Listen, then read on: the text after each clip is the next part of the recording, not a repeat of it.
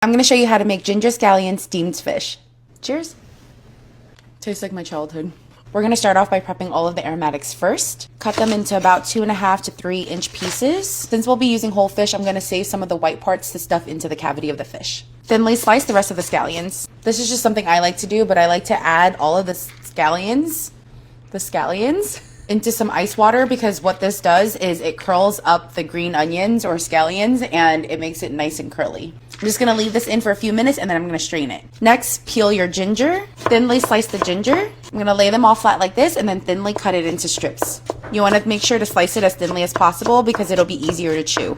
And personally, I love ginger. Set that all aside. I've also drained the scallions and they turned nice and curly like this. I'm going to lay them out and pat them dry. For this recipe, I'm going to be using a whole sea bream, but I usually use striped bass, but I couldn't find it. You can also use a fillet for this, but I like the whole fish because this is how I grew up eating it. I'm just going to make some slits on the fish to open it up and so it cooks evenly.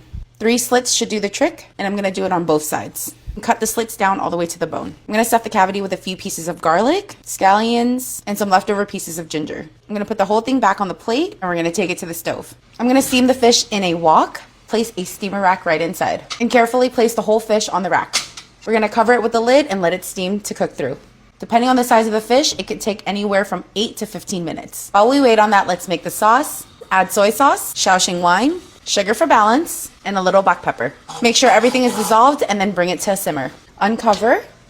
Free facial. Carefully lift it out and then pour out the extra broth. I'm going to place a layer of ginger right over the fish and also the scallions. Look how pretty that is. Pour the sauce over it. And lastly, some hot oil. This smells amazing. Now let's give it a taste test. Dip it in the sauce. I always eat this with rice, so it's kind of weird eating it like this, but it's really good.